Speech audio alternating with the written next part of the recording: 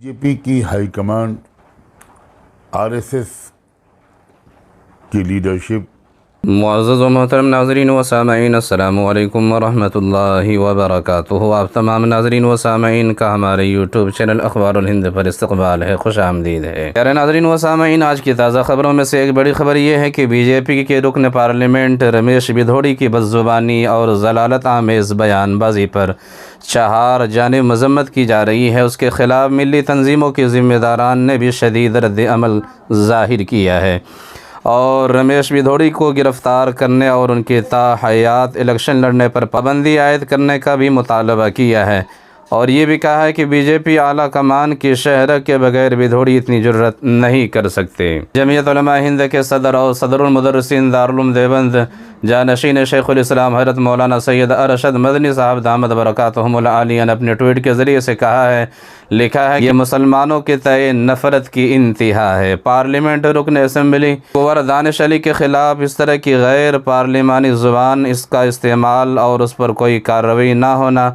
इंतहाई अफसोसनाक है। मुल्क की जमहूरी तारीख़ में यह पहला शर्मनाक वाक़या है। स्पीकर की ज़िम्मेदारी है कि वो फौरी कानूनी कार्रवाई करें। इसी तरह हज़रत मौलाना सैयद अरशद मदनी साहब दामद बरकातहुमुल आलिया ने आगे लिखा है, मुस्लिम तंजीम जमीयत ने रमेश बिधोड़ी के ख़िलाफ़ कार्रवाई का मुतालबा किया है। इसी तरह से जमीयत उलमा महाराष्ट्र के जनरल सेक्रेटरी मौलाना हलीमुल्लाह कासमी साहब ने कहा है कि बीजेपी के दिल्ली के रुकन पार्लियामेंट रमेश बिधोड़ी ने सारी हदें पार कर दी है। उन्होंने पूरी मुस्लिम कौम को गालियां दी हैं। उन्हें फ़ौरन गिरफ़्तार किया जाए और उनके ताहयात इलेक्शन लड़ने पर पाबंदी आयद की जाए।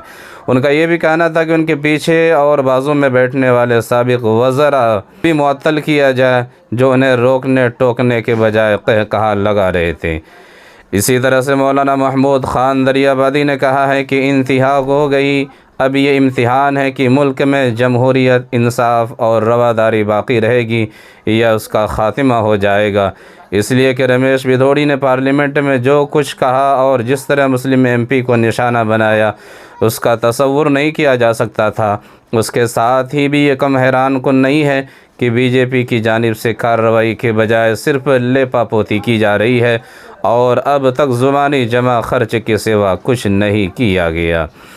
इसी तरह से इस मुल्क के मशहूर व मारूफ़ आलिम दीन हज़रत मौलाना खलीलुर रहमान जाद नोमानी साहब दामद बरकातहुमुल आलिया ने भी रमेश बिधोड़ी की बदज़ुबानी के बाद अपना एक बयान जारी किया है और अपने बस बयान में कहा है कि रमेश बिधोड़ी का बहुत बहुत शुक्रिया है कि ये लोग किनके पसंदीदा है और किनके पसंद के लोग हैं, कहाँ से ये एमपी होकर आए हैं, उनकी तरबियत किस तरह से हुई है और उनको किस तरह से तैयार किया गया है। इसके अलावा हज़रत मौलाना खलीलुर रहमान सज्जाद नोमानी साहब दामद बरकातहुमुल आलिया ने और भी बहुत सारी बातें कही हैं।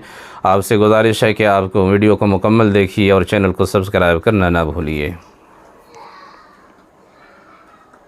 आज जो मैं आपके सामने हाज़िर हुआ हूँ, ये बीजेपी की हाईकमांड आरएसएस की लीडरशिप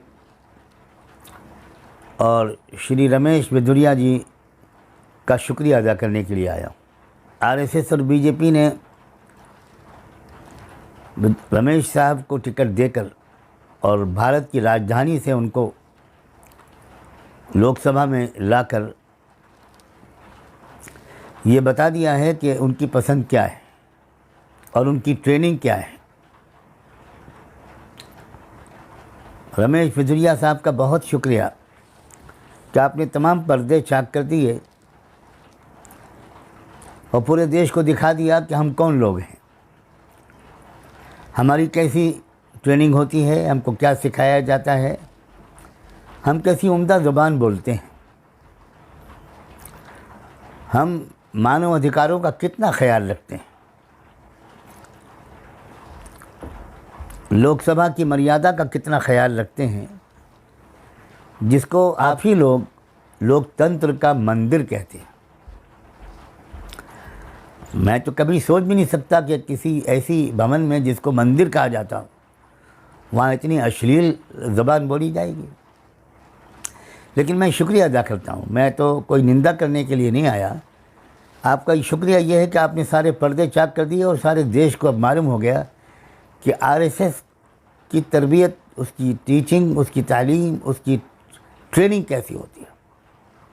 और मज़ीद सोने पे सुहागा ये कि बड़े सीनियर मेंबर्स ऑफ पार्लियामेंट जो बीजेपी के हैं वो खिलखिला कर हंसते हुए नज़र आए, जैसे उनका दिल का अरमान आज पूरा हो रहा है। उन्हें किसी मुसलमान को गाली सुनने में बहुत अच्छा लग रहा है।